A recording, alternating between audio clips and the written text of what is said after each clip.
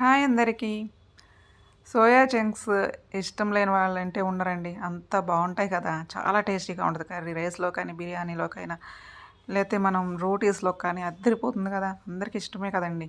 ఇష్టం లేని వాళ్ళంటూ ఉండరు. అలాగే రిచ్ ప్రోటీన్ ఉంటుంది. 50 గ్రామ్స్‌లోనే మనకు 27 గ్రామ్స్ ప్రోటీన్ అనేది ఉంటుందండి. మన వెయిట్ 60 కేజెస్ అయితే మన 60 గ్రామ్స్ ప్రోటీన్ తినాలి కదా! దానిలో మనకి 27 గ్రామ్స్ ఈ సోయా చంక్స్ నుంచే వచ్చేస్తుంది. అలాంటి సోయా చంక్స్ తోటి ఎటువంటి మసాలాలు వేయకుండా చాలా టేస్టీగా, కమ్మగా, సింపుల్‌గా ఎలా చేసుకోవాలో మీకు చేసి చూపిస్తాను. తప్పకుండా చూడండి. నేను ఇలా పాన్ పెట్టుకుని దానిలోకి ఆవాలు, జీలకర్ర వేసుకొని అవి కొంచెం చిటపటలాడిన తర్వాత కట్ చేసుకున్న ఉల్లిపాయ ముక్కలు, పచ్చిమిర్చి ముక్కలు వేసుకోవాలి. వేసుకొని చక్కగా వీటిని కలుపుకుంటూ వేయించుకోవాలండి హై ఫ్లేమ్‌లో పెట్టుకొని. బాగా మనకి ఎక్కువ బాగా రోస్ట్ అవ్వక్కర్లేదు. అంటే ఉల్లిపాయలు ఎక్కువ ఎర్రగా అవ్వక్కర్లేదు.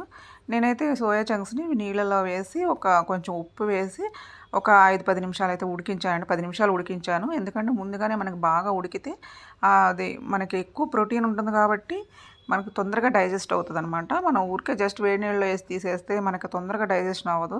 అందుకని ముందుగానే నీళ్ళల్లో అయితే నీళ్ళల్లో వేసి కొంచెం 5, 10 నిమిషాలు ఉడికించుకోండి. అప్పుడు మనకి ఈజీగా డైజెషన్ అవుతుందనమాట. తర్వాత ఈ బాండీలోకి కొంచెం పసుపు, అల్లం వెల్లుల్లి పేస్ట్ కొంచెం వేసానండి. హాఫ్ స్పూన్ ఎక్కువ వేయలేదు. అల్లం వెల్లుల్లి అనేది చలికాలం మంచిది వాడుకుంటే కొంచెం వేసాను. వేసి అవి కొంచెం మంచి వాసన వచ్చే వరకు వేగిన తర్వాత దానిలోకి పొటాటో ముక్కలైతే వేసానండి. అలాగే ఒక క్యారెట్ కూడా కట్ చేసి వేసుకున్నాను. ఓన్లీ మిల్ మేకర్ కాకుండా దాంతోపాటు మనకి క్యారెట్‌లో వీటిలో కొంచెం ఫైబర్ ఉంటుంది కాబట్టి మనకి ఈజీగా డైజెషన్ అనేది అవుతుందనమాట.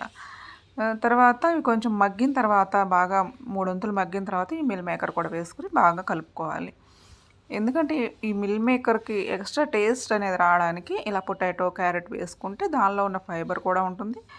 అలాగే కార్బోహైడ్రేట్స్, అలాగే సోయాలో ఉన్నటువంటి ప్రోటీన్ కూడా మనకి బాడీకి అందుతుంది. అందుకని చెప్పి ఇలా మిక్స్ చేసుకుని వండుకుంటే చాలా టేస్ట్‌గా ఉంటుంది. అలాగే హెల్త్‌కి కూడా మంచిదండి.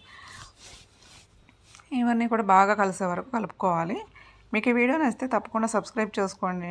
సబ్స్క్రైబ్ చేయని వాళ్ళు, కొత్తగా చూసేవాళ్ళు అందరూ కూడా సబ్స్క్రైబ్ చేసుకోండి. మీకు మంచి మంచి వీడియోస్ ఇంకా వస్తూనే ఉంటాయండి. తర్వాత కట్ చేసుకున్న టొమాటో ముక్కలు బాగా కొంచెం ఎర్రగా పండిన టొమాటో ముక్కలు అనేవి వేసుకుని వేయించుకోవాలి. టొమాటో అంతా కూడా బాగా మెత్తగా మగ్గిపోవాలి. మగ్గిపోయే వరకు వేయించుకోవాలి. తర్వాత టేస్ట్‌కి తగినంత సాల్ట్ అయితే వేసుకోండి. వేసుకుని బాగా కలుపుకోవాలి. ఎంతో టేస్టీగా ఉంటుంది. అలాగే రిచ్ టేస్ట్ వస్తుందండి. చాలా బాగుంటుంది. మనం ఎటువంటి మసాలాలు వేయకపోయినా కూడా ఆ కమ్మదనం అనేది మనకి కూరకు తెలుస్తుంది. ఒరిజినల్ ఫ్లేవర్ అనేది వస్తుంది. తప్పకుండా చూడండి.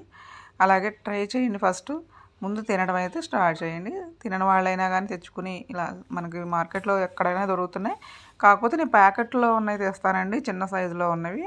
ఆ ప్యాకెట్లో అంటే మనకి బ్రాండ్ అనేది కాదు కానీ కొలాబరేషన్ కాదు కానీ నేను నటెల్లా వాడతానండి. అవి నాకు టేస్ట్ బాగుంటాయి. విడిగా లూజ్ తెచ్చుకుంటే నాకు అంత టేస్ట్ నచ్చవండి.